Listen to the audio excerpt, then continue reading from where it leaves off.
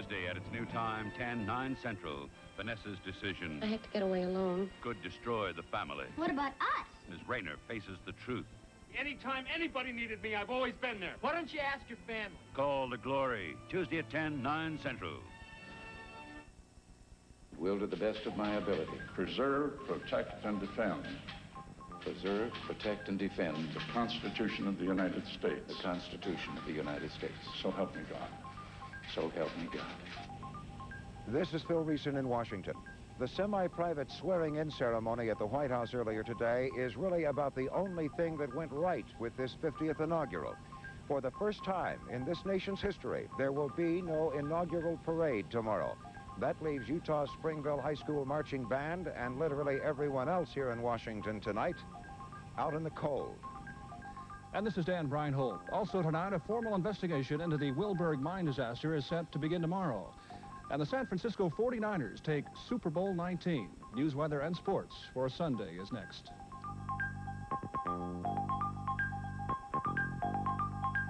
This is a test. Only a test. Here is a television guide. It's smaller and harder to read.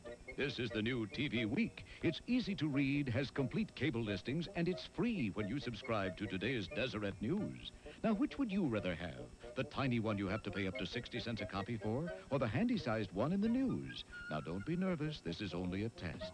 An intelligence test, maybe, but only a test. Smart choice. Subscribe to today's Deseret News now. The coast is clear. Let's go. Mark everything down. I've always wanted to do that. Look at this low price. Hey, let's call everyone. Hurry, it's the manager. Oh, no. You have until Monday only to take advantage of Colette's. Save 10 to 52%, plus make no down payments and no monthly payments till May.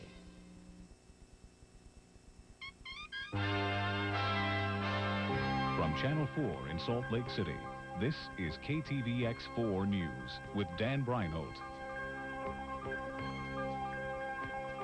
Good evening, everybody, from Washington, D.C., and I must say a very chilly Washington, D.C. tonight. The Constitution of the United States of America says that the President of the United States will take his oath of office on January 20th. Well, Ronald Reagan did just that in the grand foyer of the White House today. President Reagan was given the oath of office by Chief Justice Warren Burger. This official ceremony was semi-private, with the more ceremonial and public ceremony tomorrow in the Capitol. But for the official record, the president's second term is already underway. Tomorrow's event will be held inside the Capitol Rotunda because of the extraordinarily cold weather here in Washington. The president began his biggest of days in church this morning at an ecumenical prayer service at the National Cathedral, a service also attended by Utah's governor and first lady. After the festivities this morning in the White House, a visibly chilled president and vice president reaffirmed that it is indeed better the second time around.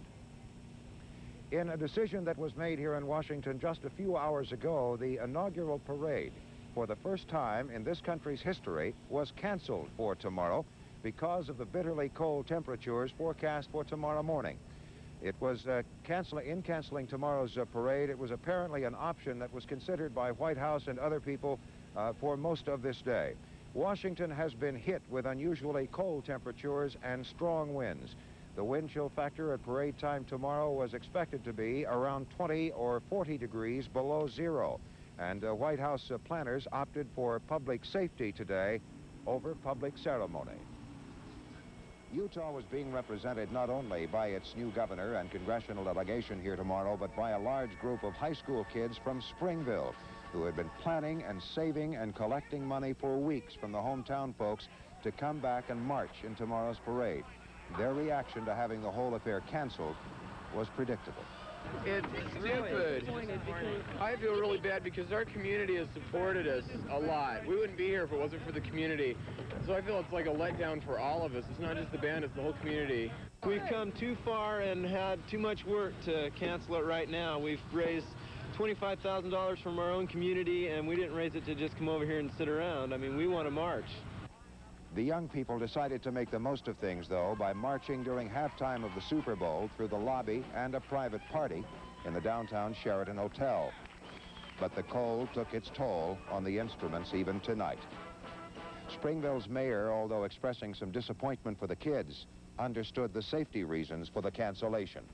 These kids have worked so hard, and the opportunity came at a time in their life when they were prepared, and we're grateful for what they've done. We're very sorry that they could not participate in the parade. I came over just 2 blocks, and I nearly froze to death, and I'm sure we could put enough on them to survive, but I don't think that's the issue.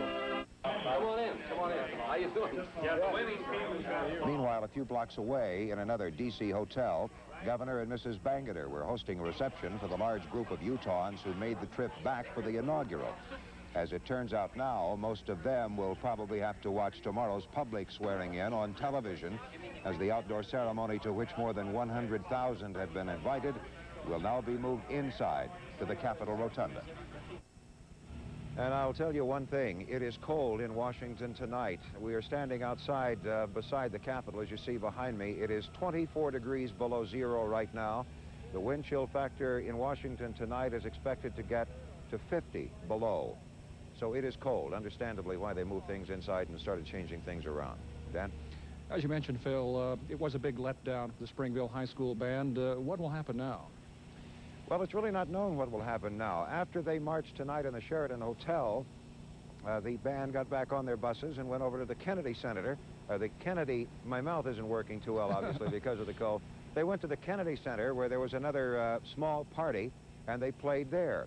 There is some talk around the Capitol tonight that the president will somehow make arrangements for the 41 marching bands from all over the country, including the one from Springville, to appear perhaps tomorrow somewhere in Washington, maybe at the Armory or something, to play a private performance for the president and vice president. We'll just have to see. What's going on in the city tonight? Have they started dismantling the parade route? No, they haven't. This all came about, as I mentioned earlier, just a few hours ago, and they really have not started dismantling anything. That huge, self-contained, all-enclosed, heated and very warm parade booth where the president and vice president were to review the parade tomorrow is still standing in front of the White House, and it will probably be some time before they start taking it down. But they're just now trying to make plans and figure out what happens tomorrow. It's all changed very rapidly here. I understand some 140,000 people were given invitations to witness the inaugural tomorrow outside. Now that it's moved inside, how will they solve that dilemma? Nobody knows that either. Of course, they cannot put 140,000 people inside the Capitol Rotunda. I am assuming, and this is only a guess on my part, that they will probably take select people from that invitation list, perhaps the governors, including Governor Bangerter and his wife, and other people from congressional delegations and the like, and get as many people inside the rotunda as they can. But other than that, nobody really seems to know tonight. All right, Phil, thank you very much for your live report, and go warm up some more. That's where I'm headed. Thanks. Thank you, Phil. Meantime, the Soviet official newspaper Pravda took a dim view today of the inaugural activities. The paper says the galas are for conservative backers of the president who want to continue the arms race and benefit big business while cutting social programs. And Pravda says sober-minded Americans don't favor that course. However, Pravda also says the Soviets have detected a positive approach to future arms talks by the United States. As was mentioned earlier, the nation's capital has been hit with bitter cold weather, forcing the cancellation of the many inaugural events tomorrow. But even with the wind chills of 40 degrees below zero, Washington, D.C. wasn't the coldest part of the country. The wind chill was reported at 80 degrees below zero in parts of Illinois, Iowa, and North Dakota. 18 states reported record low temperatures, and 3,500 residents in Gibson City, Illinois, are without water tonight because of frozen water tanks. And in Omaha, firefighters watched the water from their hoses freeze as they fought both a downtown fire at a wind chill of 63 degrees below zero. At least 15 deaths have been blamed on this Arctic weather. Okay, and enough of the bad comments about the weather we have here, boy, compared to the other parts of the country. I have to admit, you know, when you can look at the news, it can certainly make you feel better to find out how bad other parts of the country are having it. At least now our haze doesn't appear quite as bad as it has been. And lucky for our area, the mountains are what's keeping all that cold air on the other side in the plains. The temperatures for our area were about on or just below normal for this time of year, as Salt Lake hit a damp 35 degrees this afternoon. Provo reached 42, with Cache Valley calling in at 30 degrees. Down south, Cedar City at a high of 53, and St. George once again pushing past 60. Out of state, Ely saw 51 degrees. Now, across the nation, freezing cold weather gripped the central part of the country, as we've just been hearing about. The high temperatures this afternoon in parts of Wisconsin and Ohio Valley only got up to 10 to 20 degrees below zero. Even though it was nice and warm in Florida today, the cold will get farther south, making things pretty chilly tonight. Radar is picking up some rain and snow showers on the Atlantic coast and even over north Utah, but it's snowing in other areas, even though the radar doesn't show it right now. On tonight's satellite photo, you can see that weak storm moving over our area. It'll continue to move south around this high pressure, which has weakened up a bit, but will still affect our weather for the next 5 days. Tomorrow, even though most of the central Rockies will see some scattered showers, the east will be clobbered with snow and freezing temperatures. The cold will even move into the usually mild Gulf states. Now, over the Intermountain area tomorrow, northeast Nevada will get more snow, while most of this area will see scattered showers. Nighttime lows will be near zero in the north to 20s in the south, while tomorrow the north will hit the mid-20s and up to right around 60 as a high down in Dixie. Tonight, there will be scattered snow over the north of the state with variable clouds in the south. It'll get down to about 20 degrees, with Washington County dropping to below freezing. Tomorrow, the north will get snow in the morning, decreasing by afternoon, while the south will see scattered rain and snow through most of the day. Now, looking past tomorrow on our 5-day forecast, Tuesday, we'll see variable clouds with another weak storm bringing scattered snow on Wednesday. Thursday, it'll start to clear up, and by Friday, look for some fair skies. And when you consider what our temperatures are going to be like over the next 5 days, our highs should be right around mid-30s, lows at nighttime dropping down to about 20. And when you consider the haze, next few days, we should be seeing some relief, but Dan, right now it looks like towards the end of the week, that haze will be coming back with the fair skies. So, well, as long as it keeps warm, I'll take that. A lot better than 15 below zero or other places like that. Thank you, David. Sure. Thousands of frozen pizzas were condemned this afternoon after an accident in Little Cottonwood Canyon. The driver, en route to a West Jordan location, traveled up Little Cottonwood Road thinking it was the interstate. Finding out that it was a dead-end road, he turned the truck around and headed back down. A sheriff's deputy says the driver wasn't geared down enough and lost the brakes. Instead of going into a ditch or taking on head-on traffic, he went off to the right side of the canyon road and dragged the trailer against the rocks. The canyon was closed for 3 hours while crews cleaned up. Coming up, investigations into the Wilburg mine disaster begin tomorrow. We'll have that story and more next on the Channel 4 News.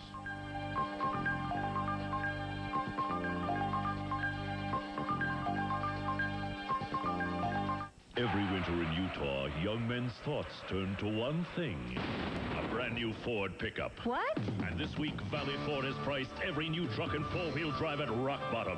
Get 8.4% financing on all remaining 84s, or 85 Rangers for only $109 a month, $299 down, and 4x4 Bronco 2 Snowbusters, just $199 a month, $299 down, 8.4% or $299 down, but only from Utah's rock bottom Ford dealer, Valley Ford in Murray. Don't miss Levitt's Super Sale, Levitt's nationwide annual inventory sale. Levitt's warehouses are stacked to the rafters with famous brand furniture. They must reduce their $200 million inventory immediately. Levitt would rather sell furniture than count it, so they've cut prices on everything. Yes, everything is on sale, and that's why they call this sale Super. Levitt's Super Sale, going on now. A touch for making hair look beautiful takes years of practice. But when you perm at home, you can have that touch too with Lilt. You see, it's all in the roll-ups. Only Lilt has these amazing sponges.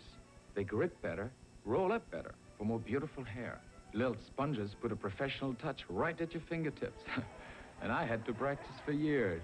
Now save 50 cents on Lilt's Professional Touch. Look for the coupon in the Publisher's Clearinghouse mailing. Calais. Cutlass Sierra. Cutlass Sierra. One great drive follows another. See your 5 Utah friends of Oldsmobile and see why more people are driving Oldsmobile than ever before. Calais from Oldsmobile. Sticker priced less than you might pay for an import. Sierra. Or front-wheel drive Cutlass Sierra. Cutlass Sierra.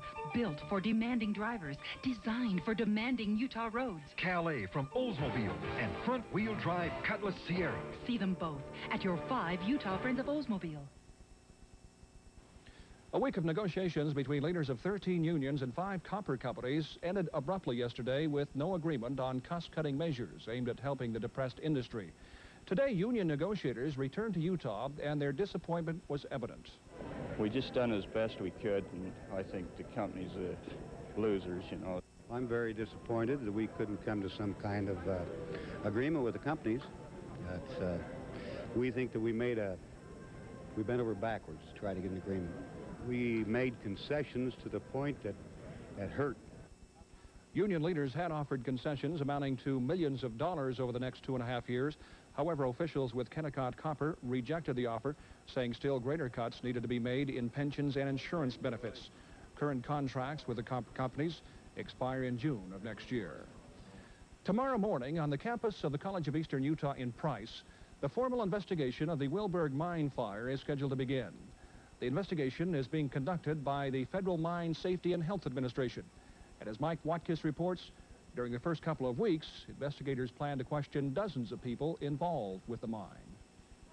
Federal investigators, state officials, and representatives of both the Emery Mining Company and the United Mine Workers Union will all be on hand Monday when formal questioning begins in Price. During the first week alone, 29 people are scheduled to give testimony.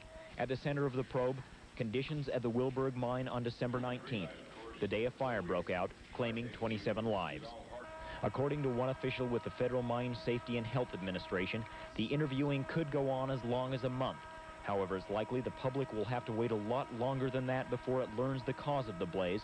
The hearings are to be closed to both public and media.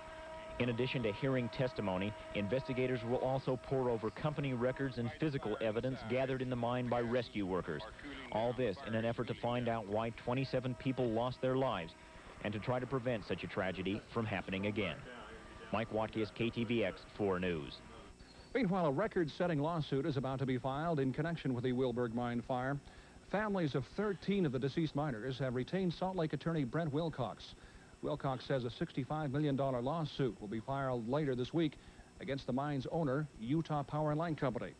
The sum is a record for the state of Utah. We're alleging that Utah Power and Light, as the owner of the mine, had substantial involvement in the operation of the mine, particularly in regard to the escapeway system, the fire system, the detection of fires, and so forth, and that they, along with Emery, allowed a situation to develop there where in the event a fire occurred, there was no way for the men to get out. Wilcox says he is seeking $5 million for each of the families he represents. He is also expressing anger about being excluded from tomorrow's hearings.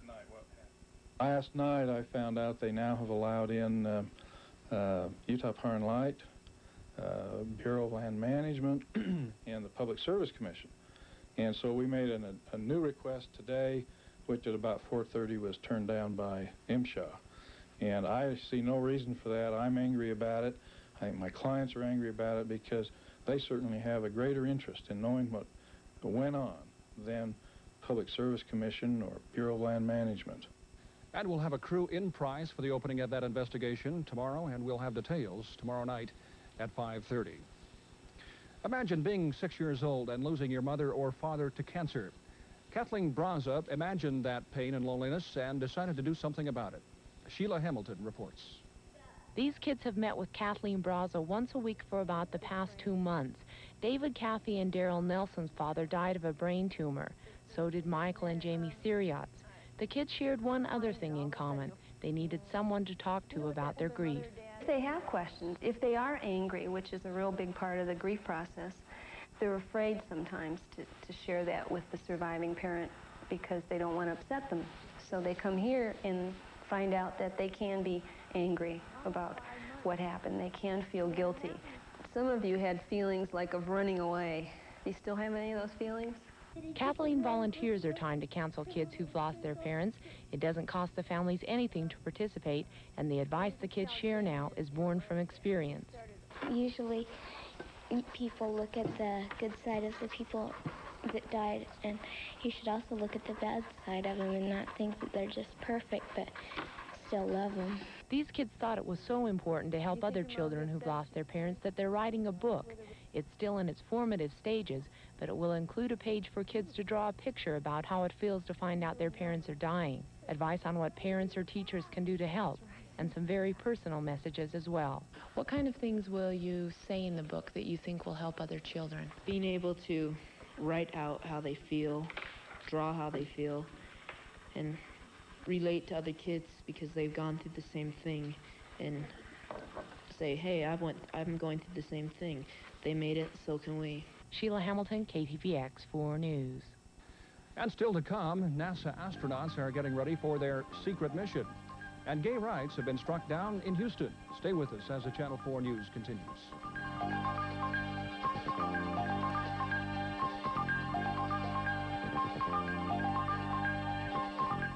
Hey, boss, that huge shipment of cars you ordered is coming in. Why did I order so many?